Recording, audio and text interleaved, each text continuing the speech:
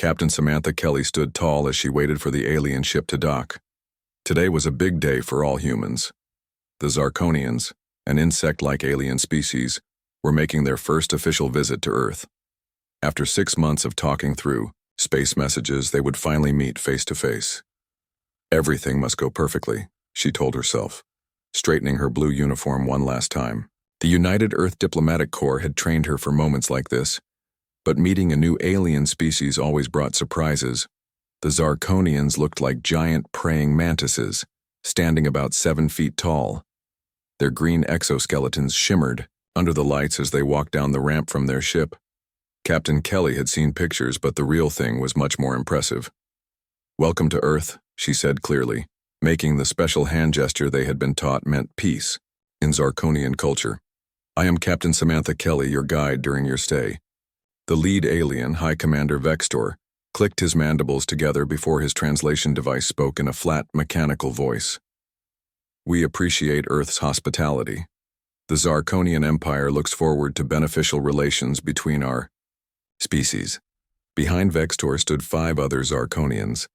One wore extra armor with special markings. This was Lieutenant Kreese, their security officer. He seemed to be constantly scanning the area, his compound eyes moving independently of each other. "We have prepared a tour of our most important sites," Captain Kelly explained as she led them toward the waiting vehicles. "Today, we will visit the Global Unity Center in New Washington." The aliens moved stiffly, their jointed legs making soft clicking sounds on the pavement.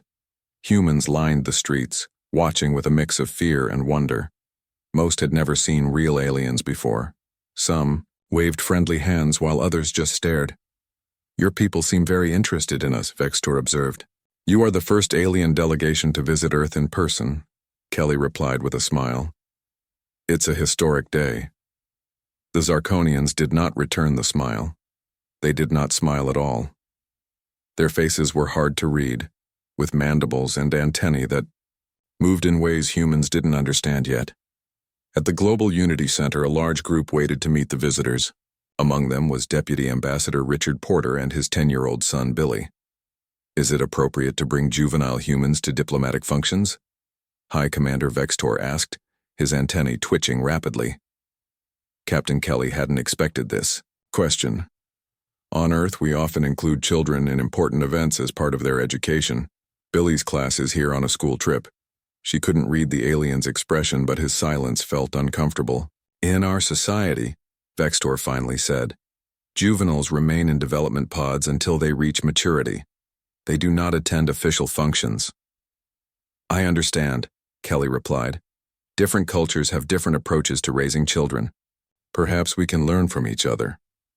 The tour began with a walk through the main hall of the Unity Center. The building was a marvel of glass and steel, built after the Third World War as a symbol of Earth's new united government. The aliens seemed interested in the architecture, asking questions about the materials used. Billy Porter was trying his best to behave, but he was bursting with excitement. His father had told him to stay with his classmates and not bother the aliens, but Billy had been studying alien languages. He thought he recognized some of the markings on Lieutenant Kreese's armor. As the group moved slowly through the hall, Billy's curiosity got the better of him. He saw something strange attached to Kreese's armor, a small device that glowed blue. Without thinking, he stepped away from his class and moved closer to the alien officer. "Billy, come back here," his teacher whispered urgently, but the boy didn't hear her. He reached out his small hand not to touch but to point at the glowing device. But he misjudged the distance and his fingers brushed against the smooth surface of the alien's ceremonial armor. What happened next occurred so fast that many people missed it. Lieutenant Kreese spun around, his reflexes incredibly quick. With a sharp movement, he slapped Billy across the face with the flat part of his claw-like hand. The sound echoed through the hall like a gunshot. Billy fell backward, landing hard on the polished floor. For a moment, nobody moved. Nobody spoke. The silence was complete. Then Billy looked up, his blue eyes wide with shock. Blood began to trickle from his nose, bright red against his pale skin. His lower lip trembled as tears welled up in his eyes. Captain Kelly felt her heart stop. In her 15 years of diplomatic service, she had never seen anything like this. The carefully planned first contact was falling apart before her eyes. "Billy!" Richard Porter pushed through the crowd to reach his son. His face had gone white with anger and fear. Security officers moved quickly, surrounding the human officials. Their hands moved to their weapons, but they didn't draw them. Not yet. Lieutenant Kriz stood perfectly still, showing no signs of regret or concern. His posture suggested he saw nothing wrong with what he had just done. High Commander Vextor stepped forward. The juvenile touched a military officer without permission. The correction was appropriate and restrained. Captain Kelly struggled to find words. This single action could destroy years of careful negotiations. Wars had started over less. "On Earth," she said finally, keeping her voice as calm as possible, "we do not strike children, under any circumstances." "Interesting," Vextor replied, his alien features impossible to read. "In Zarconian society, all adults are responsible for disciplining any juvenile who violates protocol." The lieutenant's response was mild by our standards. Ambassador Alan Wright, who had been watching from nearby, approached slowly.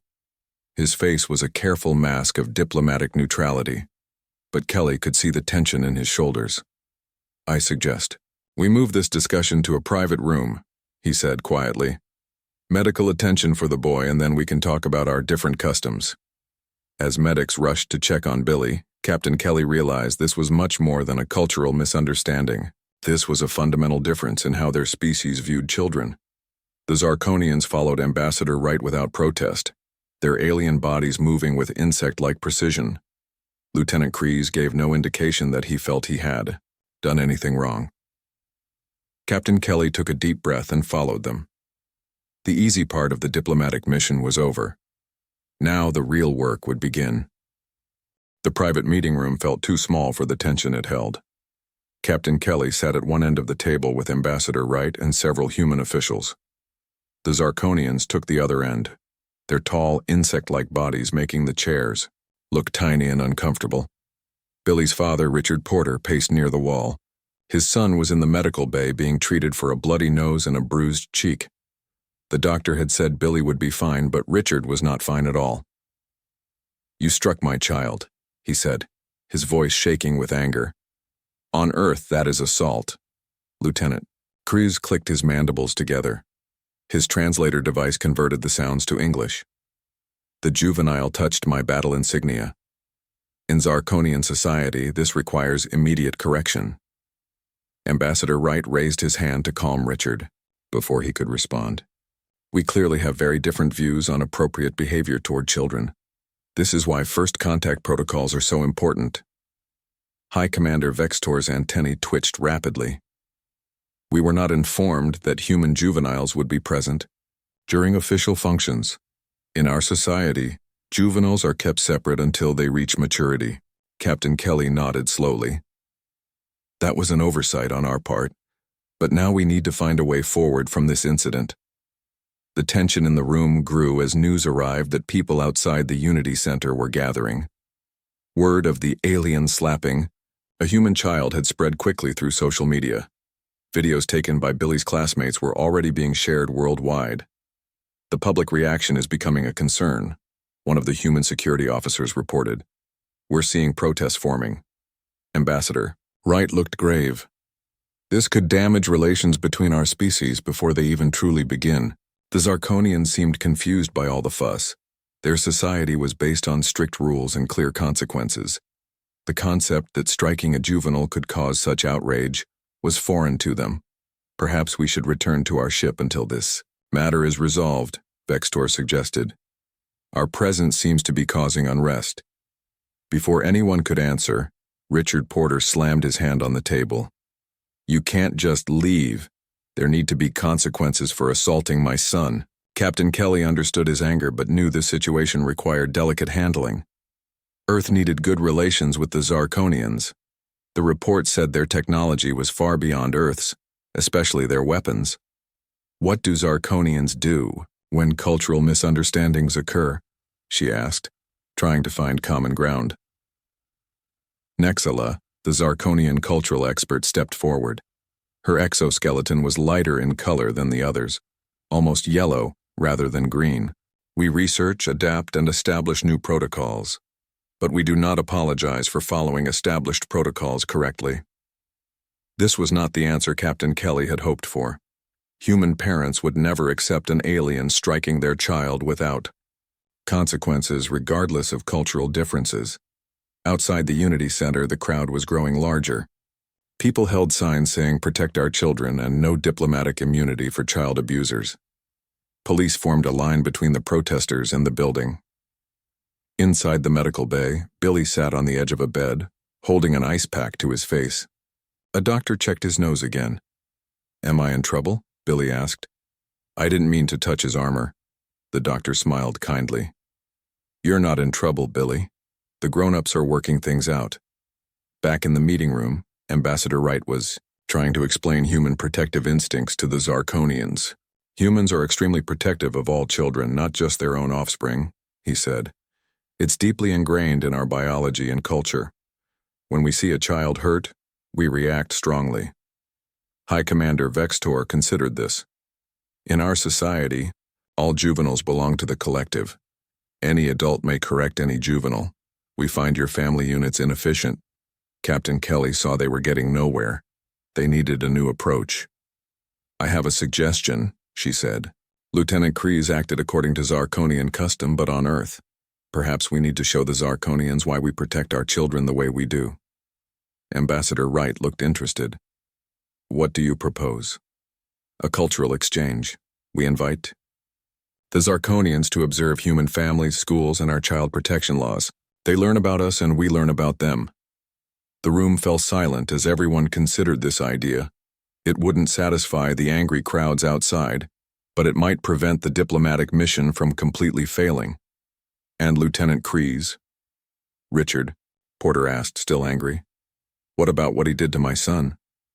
Captain Kelly had thought about this too.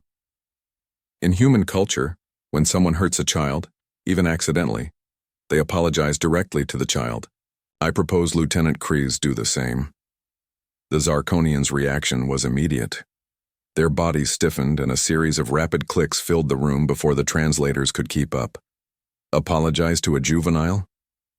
Lieutenant Kreese sounded genuinely shocked. "This is not done in our society." "You are not in your society," Ambassador Wright said firmly. "You are on Earth. If you wish to establish diplomatic relations with humans, you must respect our most important values.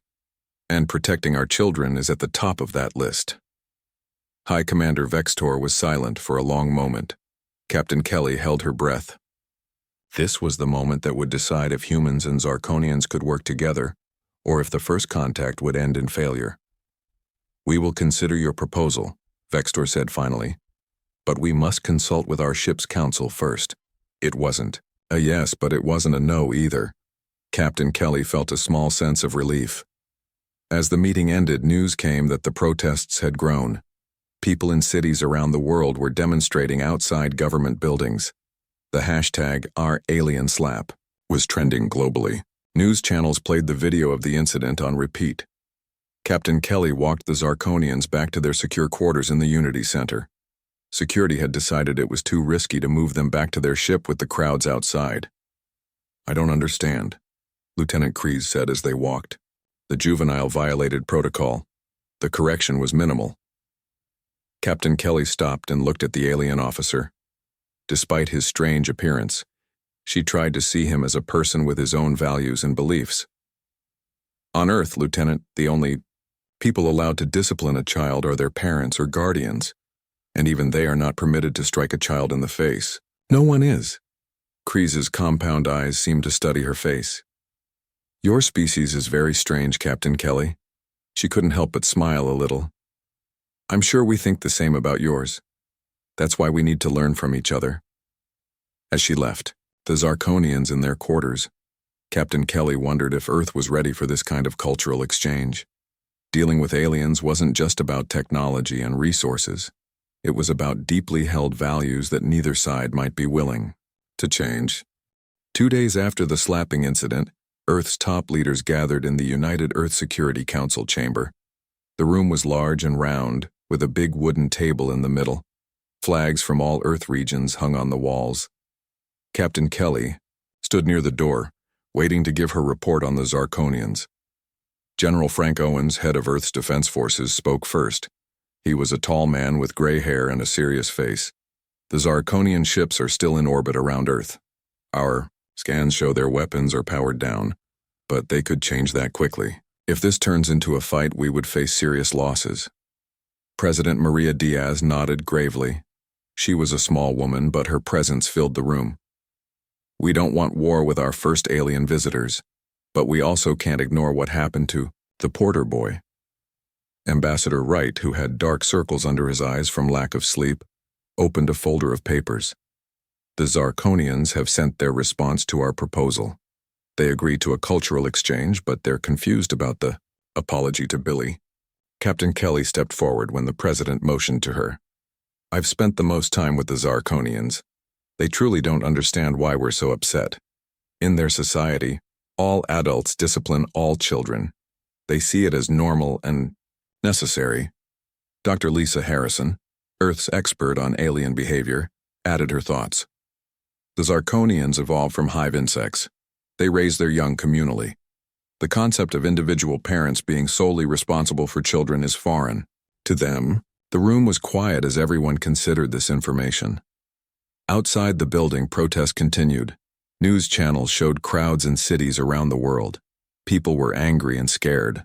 Some called for sending the aliens away, while others demanded justice for Billy. President Diaz finally broke the silence. What do you recommend, Captain Kelly? You've spent the most time with them. Kelly took a deep breath. This was the biggest moment of her career. I believe we need to show strength, but also understanding. The Zarconians respect clear boundaries. We should use this incident to establish how humans expect to be treated. And how do we do that? Asked a council member. We invite them to learn about us. Show them our schools, our family homes, our legal protections for children. Let them see why we value our children so highly. And we insist that Lieutenant Kreese apologize to Billy as a sign of respect for our customs. Ambassador Wright nodded. I support this approach. Fighting over this would be disastrous. Education is better than retaliation. Not everyone agreed.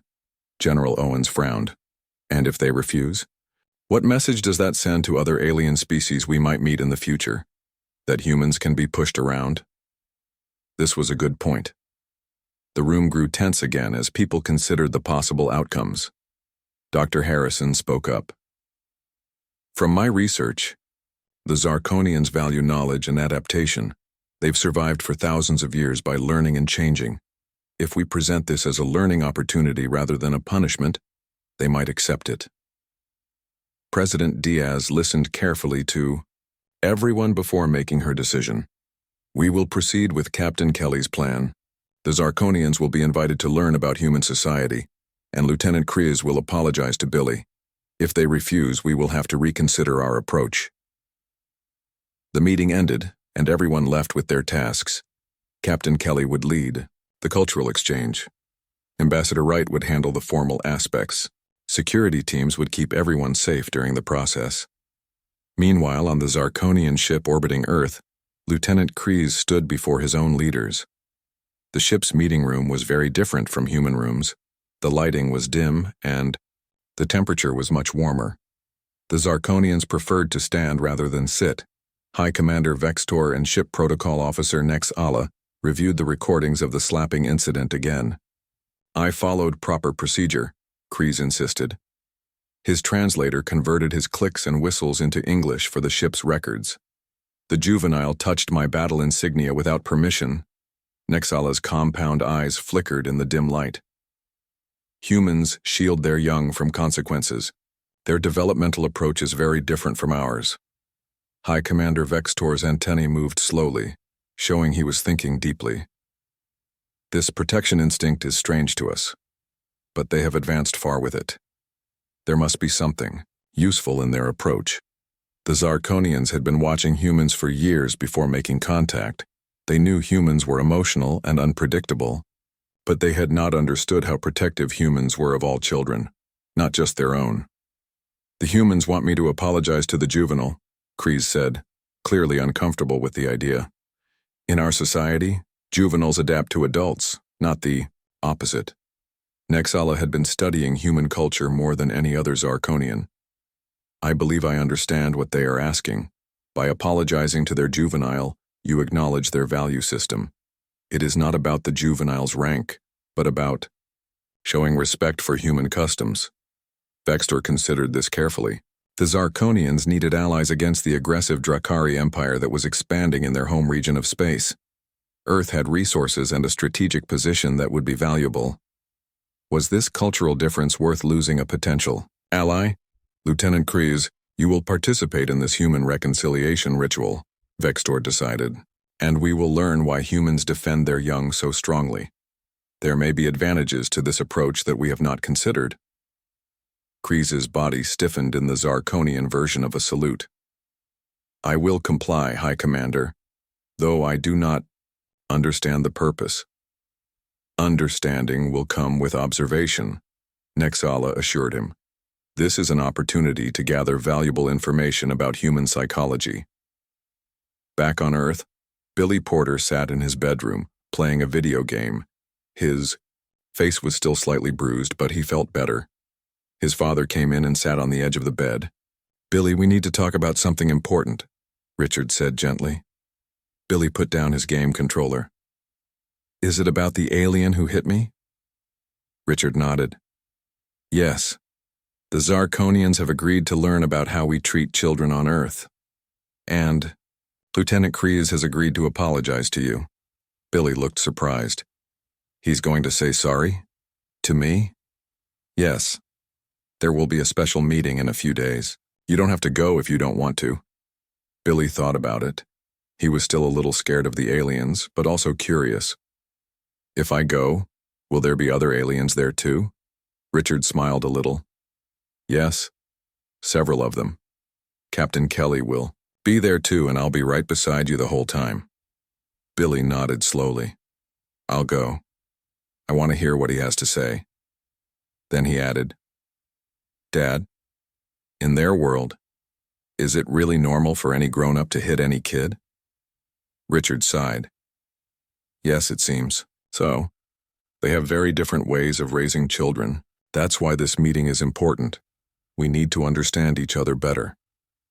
As night fell over Earth, both species prepared for the reconciliation meeting. Humans wondered if aliens could ever understand their protective instincts toward children. Zarconians wondered why humans allowed such inefficient methods of raising juveniles. Neither fully understood the other, but both were willing to try. The day of the reconciliation meeting arrived. A small conference room in the Unity Center had been prepared for the event. The room was simple, with a round table and comfortable chairs. Fresh flowers sat in a vase at the center of the table, bringing a touch of Earth's natural beauty to the formal setting. Billy Porter arrived with his father. The 10-year-old boy wore neat clothes and had tried to comb his usually messy hair. His face was still slightly bruised, but the swelling had gone down. He looked nervous but determined. Remember, you don't have to say anything if you don't want to, Richard told his son, placing a reassuring hand on his shoulder. Captain Kelly greeted them at the door. Thank you both for coming. This meeting is very important for relations between our species. Billy nodded, trying to look brave. I'm ready. Ambassador Wright was already inside, along with a few other human officials. They smiled encouragingly at Billy. Everyone knew how much depended on this young boy, and how he handled the unusual situation. At exactly the agreed time, the Zarconian delegation arrived. High Commander Vextor led the way, followed by Nexala and Lieutenant Kryze. The insects-like aliens seemed even taller and more strange in the small room. Their hard exoskeletons clicked slightly as they moved. Billy's eyes widened at the sight of them, and he instinctively stepped closer to his father. This was the first time he had seen the aliens up close since the incident. High Commander Vextor spoke first, his translator converting his clicks and whistles into smooth English. We appreciate this opportunity to better understand human customs regarding juveniles. Captain Kelly nodded. And we appreciate your willingness to participate in this reconciliation process. Everyone took their places around the table. The humans sat on one side, the Zarconians on the other. Billy was placed between his father and Captain Kelly, directly across from Lieutenant Kreese. The Zarconian officer's compound eyes seemed to study Billy intently. The boy stared back, curious despite his fear. Ambassador Wright began the formal process. This meeting follows the human tradition of reconciliation after harm has been caused. Lieutenant Kreese will address Billy directly, and Billy may respond if he wishes. Lieutenant Kreese had been prepared for this moment. He had spent hours, with Nexala, learning about human apology customs. Still, nothing could fully prepare him for the strange experience of addressing a juvenile as if it were an equal. The alien officer's body straightened in what humans present recognized as a formal posture. "Human juvenile Billy Porter," Kreese began, his translator making the words sound flat and mechanical. "I struck you according to Zarconian customs, unaware that such actions violate human norms. I acknowledge your species' protocols and offer reconciliation." The room was silent. Everyone waited for Billy's response. The boy looked up at his father, who gave him an encouraging nod. Billy stood up from his chair, though he barely reached the height of the seated Zarconian's head. His voice was clear and steady when he spoke. "I accept your apology, Lieutenant," Billy said. "I shouldn't have touched your armor without permission. Maybe we can both learn from each other." The simplicity of the boy's words seemed to affect the aliens more than anyone expected. Nexala's antenna twitched rapidly, which humans had learned was a sign of intense interest or surprise. High Commander Vextor leaned forward slightly. "The juvenile shows wisdom beyond his development stage." Richard smiled proudly. "Children often surprise us with their capacity for understanding and forgiveness." With the formal apology completed, Ambassador Wright moved to the second part of the meeting. "We would like to invite the Zarconian delegation to visit some of our educational and family settings, to better understand how humans raise our young." Nexala responded immediately. "We accept this invitation with great interest. Learning about different developmental approaches will benefit our cultural database." Captain Kelly had arranged a schedule for the next 3 days. The Zarconians would visit a school, a family home, a playground, and a children's hospital. They would observe how humans interacted with children in various settings. As the meeting concluded, something unexpected happened. Billy reached into his pocket and pulled out a small object, a toy spacecraft his father had given him. "This is for you, Lieutenant," he said, holding it out to the Zarconian officer. "It's one of my favorite toys. On Earth, giving a gift means you want to be friends." Lieutenant Kreese seemed confused by this gesture. He looked at Nexala, who nodded slightly. The alien officer reached out with one claw-like hand and carefully took the small toy. "I accept this offering, juvenile Billy Porter." Billy smiled for the first time since entering the room. "You can just call me Billy." The Zarconians left soon after, returning to their temporary quarters to prepare for the cultural tour, the OOE. Humans stayed behind, feeling a sense of cautious optimism. "That went better than I expected," Ambassador Wright said quietly. Captain Kelly agreed. "Billy handled it perfectly. Children often adapt to new situations more easily than adults." Richard hugged his son. "I'm very proud of you, Billy. What you did today might help humans and Zarconians become friends." The boy looked thoughtful. "They're really different from us, Dad. But I think Lieutenant Kreese was sorry even if he didn't say it exactly like we would." The next day, the cultural tour began. The first stop was Billy's school. The aliens had to duck to enter the classrooms, their tall frames not designed for human buildings. Children stared with wide eyes and open mouths as the mantis-like visitors walked through the halls. The school principal, Mrs. Gonzalez, had prepared the students. "The Zarconians are here to learn about how we teach and interact with children. Please be respectful and answer any questions they might have." In a third-grade classroom, the aliens observed a math lesson. The teacher called on students who raised their hands, praised them for correct answers, and gently guided those who made mistakes. "You do not punish incorrect responses?" Nexala asked, clearly surprised. "Of course not. the teacher explained. Mistakes are part of learning. We encourage children to try again and learn from errors. Lieutenant Kreese's antennae twitched rapidly. In our development pods, failure results in immediate correction.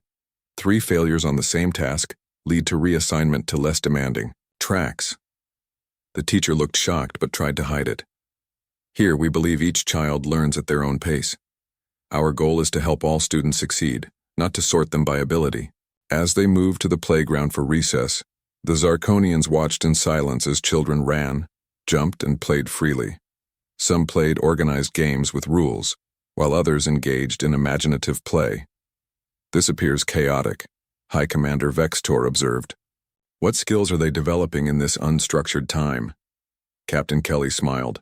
Social skills, creativity, problem-solving, physical coordination. Play is how human children learn many important abilities. Nexala made notes in a small device. Fascinating. Our juveniles follow strict development schedules with defined outcomes for each stage. As they watched, a small girl fell while running and began to cry. A teacher quickly went to her, checked her knee, and comforted her. The aliens observed this interaction closely. The care you show for minor injuries is interesting, Nexala commented. In our society, juveniles are expected to manage minor physical harm without assistance. The school visit ended with many questions from both species. The Zarconians were clearly struggling to understand human methods, but they were observing carefully and taking extensive notes.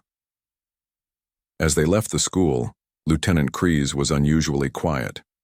Captain Kelly noticed this and fell into step beside him. "What are your thoughts on what you've seen today, Lieutenant?" she asked. The alien officer seemed to consider his words carefully before responding. "Your methods are very different from ours. I do not yet understand if they are better or simply different. But the juvenile Billy showed unexpected maturity. Perhaps there is something to your approach that we have not considered." Captain Kelly smiled. It was a small step, but an important one. Understanding would take time for both species. The cultural tour continued for 2 more days. The Zarconians visited a family home, a children's hospital, and a playground.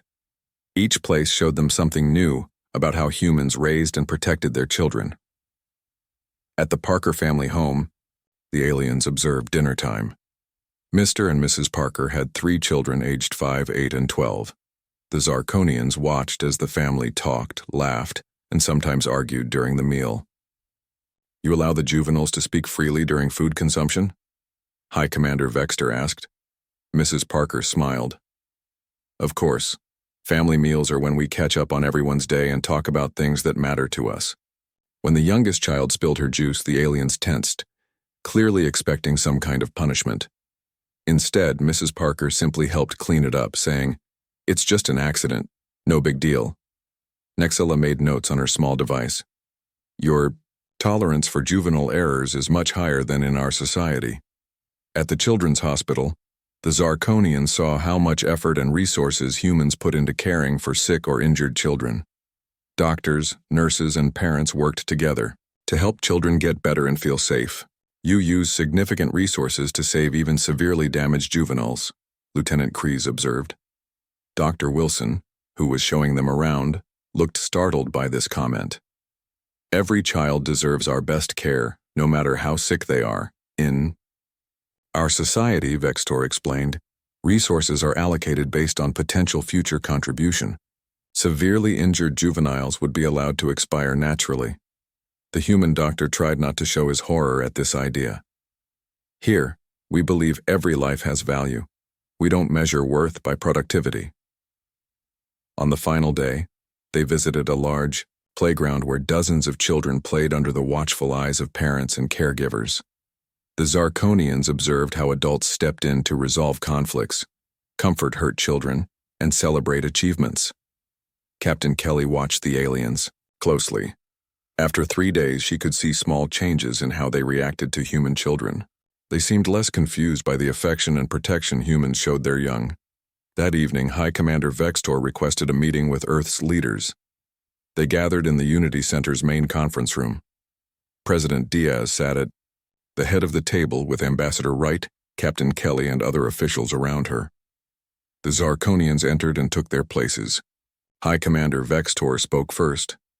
"We have observed your methods of juvenile development with great interest. Your approach is very different from ours, but we see potential benefits we had not considered before." President Diaz nodded. "What aspects did you find most interesting?" Nexala answered, her translator making her click sound almost thoughtful. "Your encouragement of questioning and creative thinking produces juveniles who approach problems differently. This may explain how your species has advanced so quickly despite your shorter history." Vextor continued, "We propose an exchange program. Zarconian scientists would study human educational methods, and human specialists could advise us on potential reforms to our juvenile development." The humans at the table looked at each other in surprise. This was more than they had hoped for from the cultural tour. "We would be happy to establish such an exchange," President Diaz said. "This could benefit both our species." Lieutenant Kreese, who had been silent until now, spoke up. "The juvenile Billy Porter showed unexpected wisdom during our meeting. This has caused me to reconsider certain aspects of our development protocols." Captain Kelly smiled. One 10-year-old boy had made more diplomatic progress than weeks of formal negotiations could have. After the meeting, preparations began for the Zarconians' departure. They had been on Earth for almost 2 weeks, much longer than originally planned. It was time for them to return to their home world and report on their findings. The day before they left, Lieutenant Kreese asked for a private meeting with Billy. The boy's father was nervous about this, but agreed after Captain Kelly assured him she would be present. They met in a small room at the Unity Center. Billy seemed more curious than afraid. Now, the alien officer no longer seemed so scary to him. Lieutenant Kreese held something in his claw-like hand. It was a small crystal that glowed with a soft blue light. "Juvenile Billy Porter," the alien said, then corrected himself. "Billy, this is a Zarconian learning crystal. Our young use these to access information. I wish you to have it." Billy's eyes widened as the alien officer handed him the crystal. It felt warm in his hand and seemed to pulse gently. "Wow, thank you," Billy said. "What does it do?" "It contains basic information about our language and customs. It may help you understand us better." Billy smiled.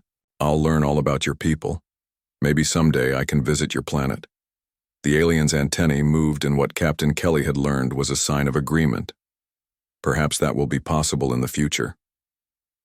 The next day, a small crowd gathered to watch the Zarconian ship depart. The protests had ended days ago, replaced by a cautious optimism about relations between humans and their first alien visitors.